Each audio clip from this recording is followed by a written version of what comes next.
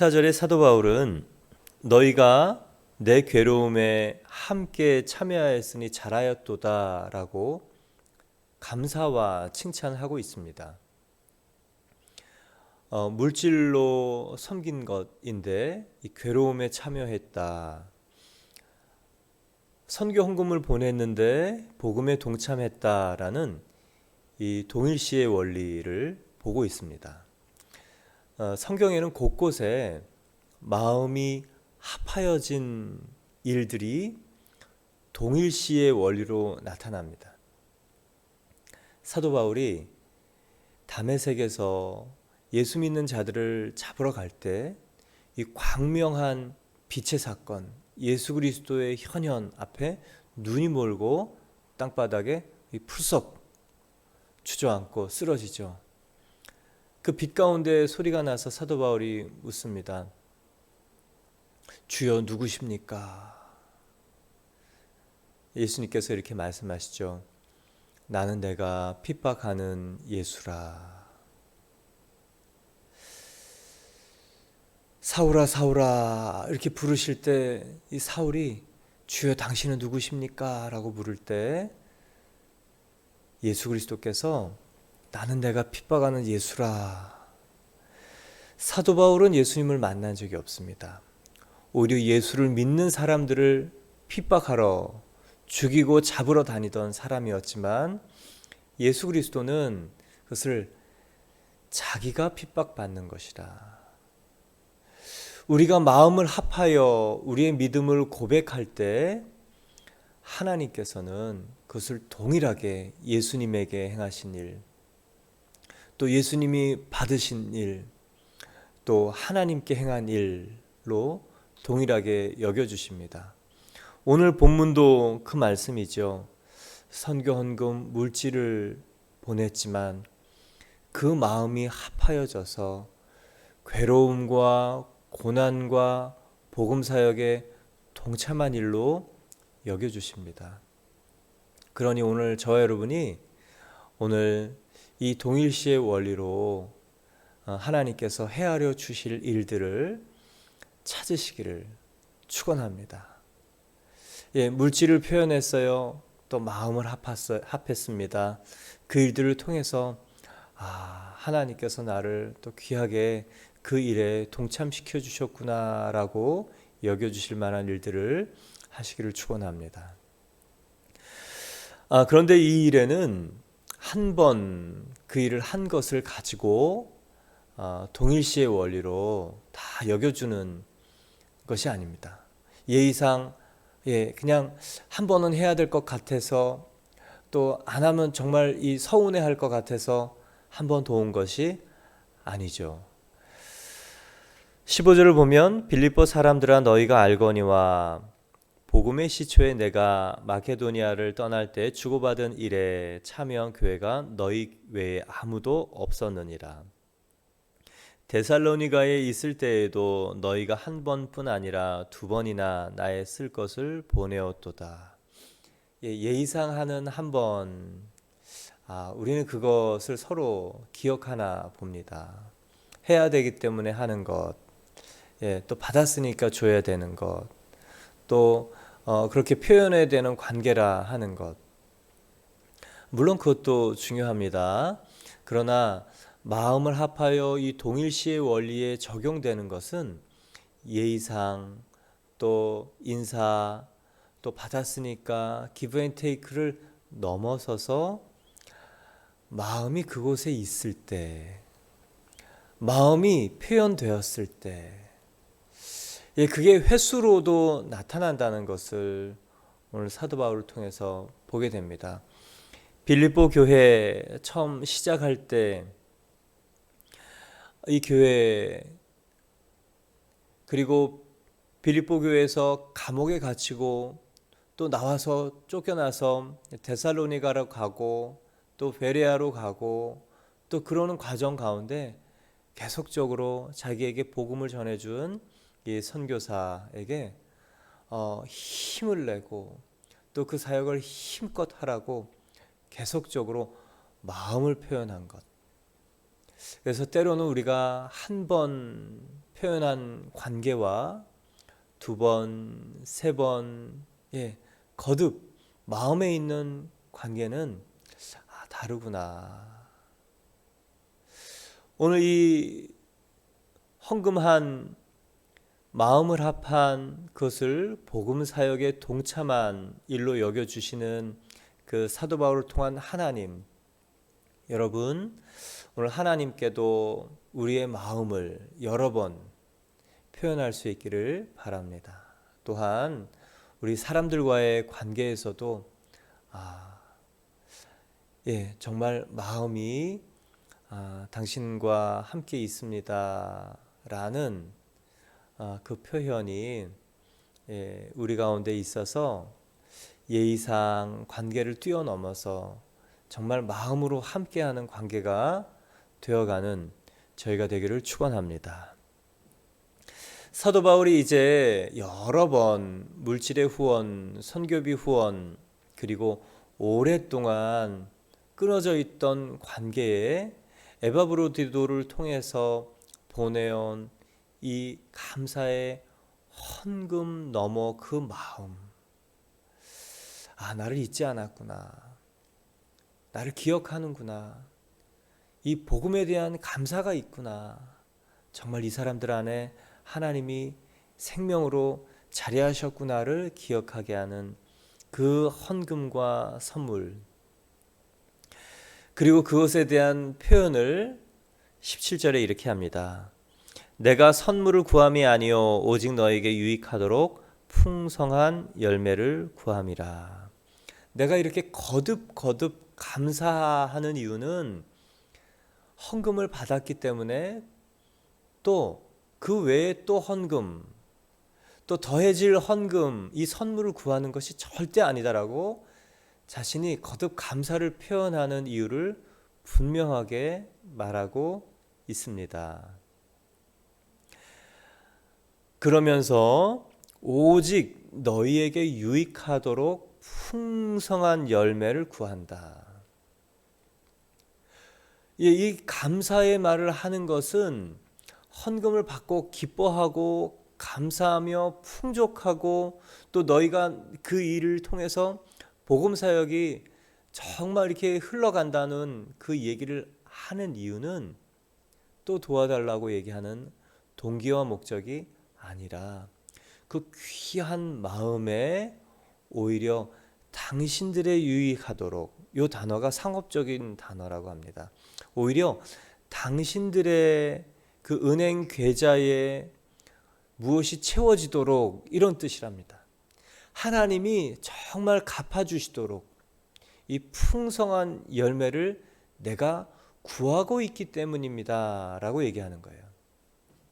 내가 이렇게 감사를 말하고 있는 이유는 하나님께 정말 빌립보 성도 당신들을 통해서 하나님의 위로와 물질적인 도움을 받는 것이 너무 귀한 마음인 것을 알아 하나님께서 직접 빌립보 성도들에게 풍성한 열매를 채워주실 것을 공적으로 표현하는 것입니다 라는 마음이에요.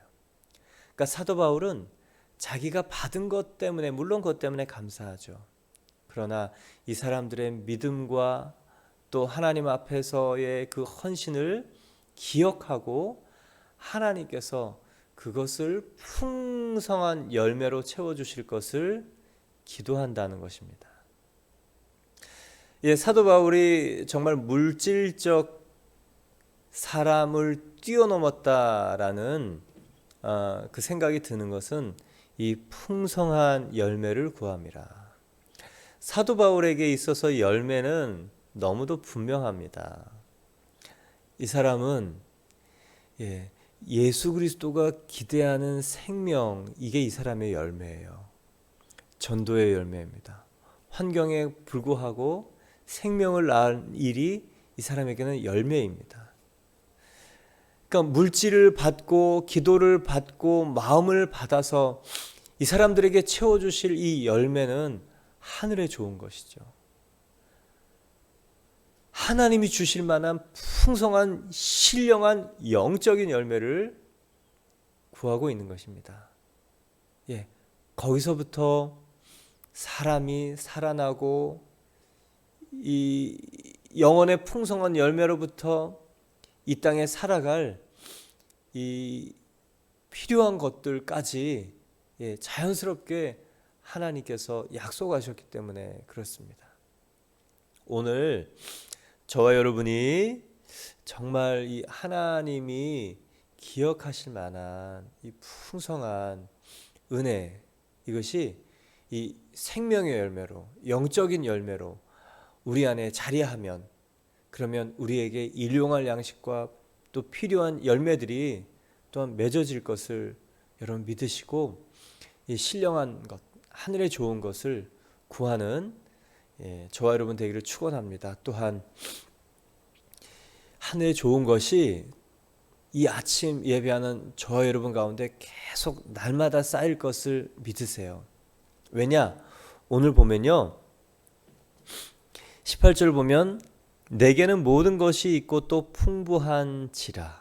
에바브로디도 편에 너희가 준 것을 받음으로 내가 풍족하니 이는 받으실 만한 향기로운 제물이요 하나님을 기쁘시게 한 것이라. 오늘 풍성, 풍부, 풍족, 풍성, 이게 17절, 18절, 19절에 4번이나 나옵니다. 사도 바울은요, 받아도 풍성, 풍족, 받지 않았는데도 넉넉한 풍성, 풍족. 그렇지만 감사의 마음을 표현하고 있는 이유가 19절, 18절에 더 정확하게 나오죠. 내게는 모든 것이 있고 풍부한데 에바브로디도를 통해서 나에게 보내주신 것 때문에 이 풍성합니다 라고 얘기를 하면서 이 헌금의 의미가 선교사의 일상의 생활을 도운 것뿐만 아니라 이 선교 헌금이 하나님이 받으실 만한 향기로운 제물이고 하나님을 기쁘시게 한 것이라고 의미 부여를 해줍니다. 이게 의미 부여일까? 듣기 좋으라고 한 얘기일까? 아니요. 이게 사도 바울의 믿음이고 신학이고 성경에서 얘기하는 것입니다. 사도 바울에게 선교헌금 한 것이 하나님께 구약에 드리는 이 향기로운 제물, 감사제와 화목제로 하나님이 드려서 흠양하시는 아름다운 이 제물로 하나님께서 여기신다라는 것을 사도 바울이 얘기하죠. 베드로전서 2장 20절을 보면 애매한 고난, 사람과의 관계 속에서 본인이 해야 될 하나님이 기대하시는 선택을 한 사람에게 이렇게 얘기합니다. 죄가 있어 매를 맞고 참으면 무슨 칭찬이 있으리요. 그러나 선을 행함으로 고난을 받으면 이는 하나님 앞에 아름다우니라. 사람 관계에서 묵묵히 본인의 태도를 지켜나가고 행할 일을 하는 것, 고난의 환경 속에서 마음을 지키고 그 일상을 살아가는 것, 고난 앞에 서 있고 사람 앞에 서 있고 그리고 환경 앞에 서 있지만 베드로 사도는요, 하나님 앞에 아름답다라는 표현을 썼습니다. 모든 것이 예배인 이유가 바로 이 이유죠. 사람에게 한 것이 하나님에게 한 것이다. 지극히 작은 소자에게 한 것이 예수님에게 한 것이다. 오늘 선교사에게 한 것이 하나님 앞에 드려질 향기로운 제물이다. 그래서 저와 여러분이 1년 동안 정말 이 새벽 예배 하잖아요. 우리의 의도 아니죠. 제가 설교를 너무너무 못한 날도 많고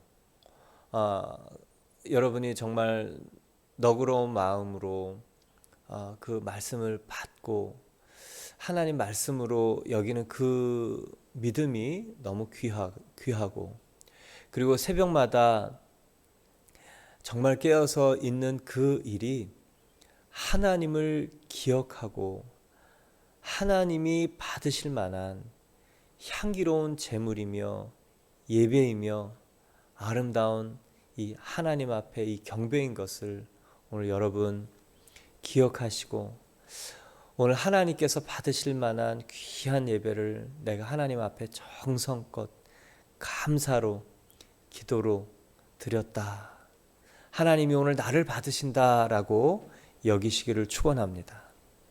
그래서 여러분, 우리가 하는 하나하나가 하나님 앞에 하는 것인 것을 여러분 기억하시기를 축원합니다. 그러면 하나님께서 이 사도 바울처럼 그 사도 바울의 이 헌금만 받았느냐? 아니요. 창세기 4장 4절에 보면 아벨이 하나님께 이 예배를 하죠. 창세기 4장 4절에 아벨은 자기도 양의 첫 새끼와 그 기름으로 드렸더니 여호와께서 아벨과 그 제물을 영납하셨다. 제물만 받으시는 분이 아니고요, 그 사람을 받으시는 분입니다. 오늘 창세기 4장 4절에도 아벨과 그 제물을 연락하셨다. 오늘 저와 여러분이요, 시간을 드렸지만 마음을 드렸기에 하나님께서 우리를 받으신 줄 믿습니다. 그러니까 너무 감사한 것 같아요. 그러니까 우리가 충분한 이 보상이 우리 안에 채워지는 것 같아요. 하나님으로. 하나님이 나를 아신다, 나를 받으신다.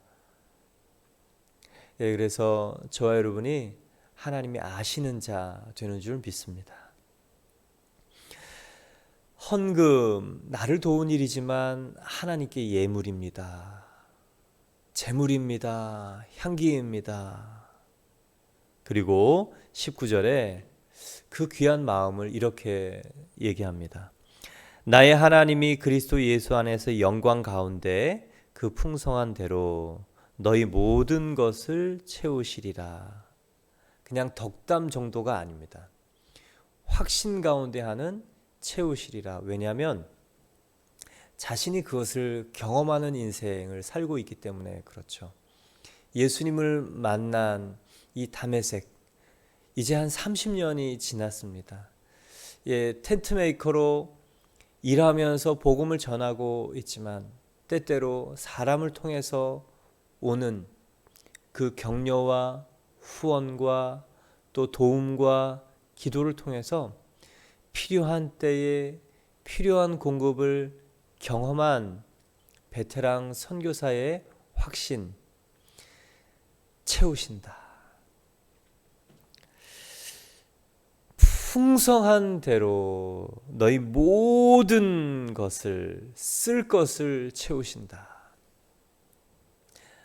하나님 우리를 채우십니다. 여러분 믿으시죠? 모든 쓸 것, 필요를 채우신다라는 말입니다. 우리의 욕심을 채우시는 분은 물론 아니죠. 오늘 모든 쓸 것, 사도 바울이 그래서 불편함 없이 살았다. 계속 나오는 단어가 풍족하게 살았다. 글쎄요, 이 부하게 자란 유복한 어린 시절의 사람, 그래서 가말리엘 문화생으로 갈 만큼, 유학을 갈 만큼 그런 풍족한 이 시절, 그러나 계속 이 삶의 모습들은 돌아다니면서 복음을 전하는 사람에게 불필요한 모든 것들을 내려놓고 돌아다니기 좋은 간편한 것들만 가지고 사는 사람에게 무엇이 그렇게 있었겠습니까? 그럼에도 불구하고 이 사람은 하나님은 나에게 필요한 것을 풍족히 채우셨습니다. 그리고 하나님을 기억하고 살고 복음에 동참하는 사람에게 반드시 모든 쓸 것을 채우십니다라는 그 믿음으로 선포 그리고 축복의 기도를 하죠. 저 여러분이 이 고백을 하는 사람이 되길 바랍니다. 하나님은 필요한 것은 반드시 주셔. 하나님은 우리에게 무엇이 필요한지 아셔. 그리고 좋은 것으로 주셔. 여러분 이 고백 있기를 바랍니다. 마태복음 11장 보면 우리의 육신의 아버지도 우리에게 좋은 것을 줄 줄 알거든 하물며 하늘 아버지께서 구하는 자에게 좋은 것으로 주시지 않겠느냐. 이것을 조금 잘 살펴보면 구하는 대로 주시는 분은 아닙니다. 좋은 것을 주시는 분입니다. 그래서 우리가 담대하게 구해도 됩니다. 하나님이 우리가 구하는 것 넘어서 우리에게 필요하고 적당하고 좋은 것으로 주십니다. 여러분 이 고백, 그래서 이 물질에 매이지 않는 그리스도인, 주님이 필요할 때 알게 해주셔. 필요할 때 어떻게 구해야 될지 알게 해주셔. 또 사람을 통해서 나에게 그거 공급해 주셔. 그러나 내 마음은 사람에게 향해 있지 않아. 내 마음은 이 하나님 향한 신뢰에 있어. 그러니 하나님이 정말 나를 먹이고 입히셔. 그리고 일할, 사역할, 또 사람들을 섬길, 대접할 그 공급도 주님이 주셔. 오늘 사도 바울의 행색이 얼마나 감옥에 있는 사람이 좋았겠습니까? 누가 봐도, 죄송합니다 표현이, 감옥에 이렇게 비루할 것 같아요. 근데 마음만은 정말 모든 것을 가진 사람. 그래서 염려가 없는 거죠. 그래서 근심이 없는 겁니다. 내 안에 예수가 누군지 알기 때문에. 여러분 가운데 하나님께 귀한 마음의 표현, 하나님이 기억하실 만한 일들, 또 선교사님들에게, 주변에 있는 사람들에게 하시길 축원합니다. 그럴 때 하나님께서 우리에게 필요한 것, 쓸 것, 채울 것을 여러분 믿으시기 바랍니다. 간혹 이 구절이 헌금하면 하나님이 채우십니다라는 이 잘못된 동기의 약속에 대한 이 헌금으로 또 얘기될 그럴 일도 있습니다. 그러나 이 본문은 그럴 일이 아니에요. 이 빌립보 성도들은 적어도 이 대가를 바라고 보상을 바란 그런 일들을 하지 않았습니다. 그냥 복음을 전해준 사도 바울이 고맙고, 복음을 알게 해준 이 사도 바울의 이 사역이 계속 퍼져나가는 일을 바라는 이 귀한 마음 때문에 한 것이죠. 그러나 하나님은 그것을 기억하시고 베푸십니다. 우리에게 되돌려 주십니다. 후히 주고 흔들어 넘치도록 하나님께서 주신다고 약속하셨습니다. 그게 하나님 나라의 법칙이지요. 그러니 여러분 넉넉한 마음으로 오늘 사시기 바랍니다. 내 안에 누가 계시는가? 여러분과 제 안에 이 하나님께서 채워주실 이 부유함, 결국 인색함은 예수 그리스도가 어떤 분인지 잘 모르는 것 때문에 생깁니다. 손을 꽉 쥐고 움킨 손을 피지 않은 것은 내 안에 있는 예수님이 예수님이 아닐 수 있는 거예요. 아닐 수 있는 겁니다. 저 여러분이 정말 이 사도행전의 삶을 사모함이 있는가, 그것이 예수님을 이해했는가 안 했는가를 일단은 가려놓을 수 있는 시금석입니다. 사도 바울처럼 또 사도행전의 많은 사람처럼 그러한 삶을 살기를 희망하고 갈망하고 정말 사도 바울처럼 이 다메섹의 터닝 포인트의 삶, 그래서 내 인생이 완전히 뒤집어지는 삶이 축복이다라고 여겨지는 사람은 예수 그리스도가 누군지 이제 이해를 한 거죠. 그렇지만 사도 바울이 이 살았던 삶, 이렇게 살고 싶지 않다, 그런 거면 아직 예수님이 누군지 모르는 거예요. 이 삶이 얼마나 이 가치 있고 가치를 넘어서 우리에게 축복이다, 여기 깨달아진 사람은 복음을 이해했다라고 얘기할 수 있습니다.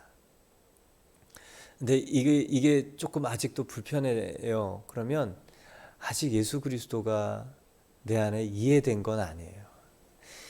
이 삶이 기대되고 사모함이 생겨서 열망하는 사람이 예수 그리스도가 하신 일, 예수 그리스도가 어떤 분인지 내 안에 이제 자리가 잡히는 것입니다.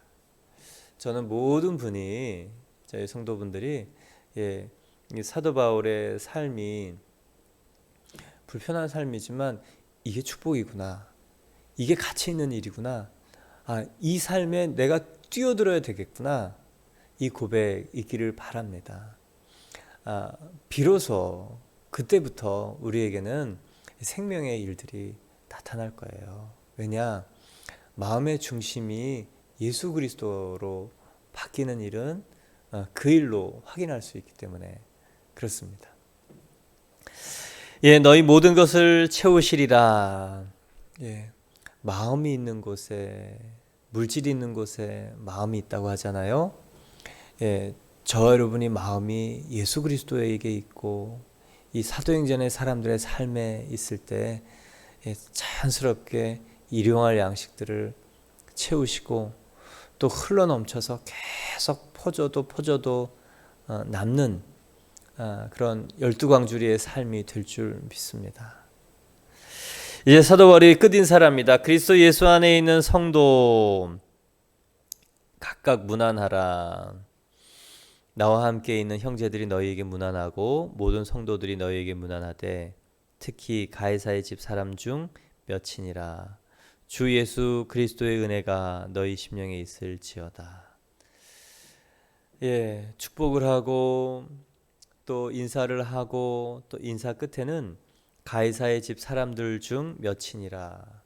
이 황실, 이 근위 부대, 또 고위 공직자 또는 그 사람들을 섬기는 노예들 중에 예수 그리스도를 영접한 사람이 있는 거죠.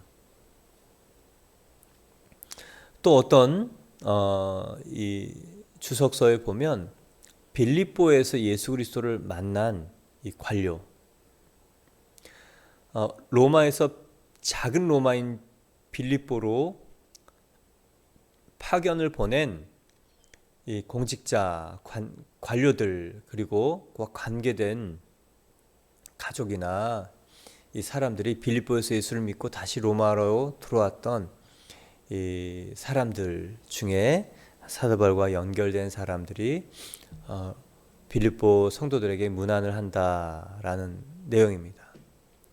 이 첫 번째든 두 번째든 가이사의 사람들, 사도 바울이 만난 것이고 또 감옥에 있지 않으면 만날 수 없는, 전할 수 없는 이 복음의 대상자들을 오늘 만난 것이죠.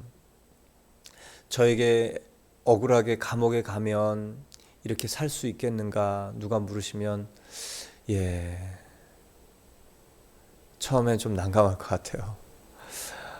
그렇지만 이 저희의 동료 목사님들, 또 이 시대에 함께하고 있는 선배 목사님들, 해외에서 선교사님들 억울하게 감옥에 살다가 정말 처음엔 나오려고 그러다가 하나님께서 보내신 이유를 깨닫고 정말 해외에 이 무고한 죄로 감옥에 있지만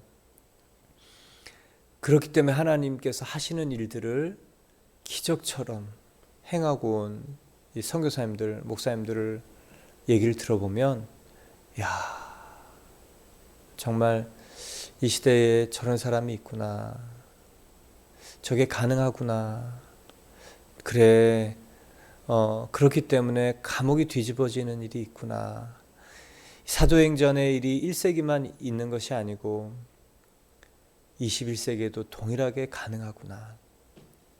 여러분, 오늘 저와 여러분이 편안하고 안락한 곳에서 하나님의 이 뜻을 이룰 수 있도록 정말 그 자리도 우리에게 축복이죠. 예, 감옥은 아니지만 감옥보다 더한 섬김을 할 수 있는 곳이 오늘 저와 여러분의 일상인 줄 믿습니다. 오늘 그 일을 통하여 정말 우리가 하나님의 이 생명이 전해져 가기를 축원합니다. 가정이 복음을 가르치고 선포하는 일에 지혜가 그리고 필요하죠. 지혜가 필요하죠. 그러나 복음을 가르치고 선포하려는 그 영적 전쟁에 반드시 하나님이 우리와 함께 해주십니다. 사랑의 마음으로, 긍휼의 마음으로, 또 사람을 준비시키고자 하는 마음으로 복음을 권하고 가르치고 내가 복음대로 살 때 우리가 전하는 사람들이 이렇게 복음의 사람들로 변화될 줄 믿습니다. 오늘 사도 바울의 인사, 그리스도 주 예수 그리스도의 은혜가 저와 여러분의 심령에 가득하기를 축원합니다.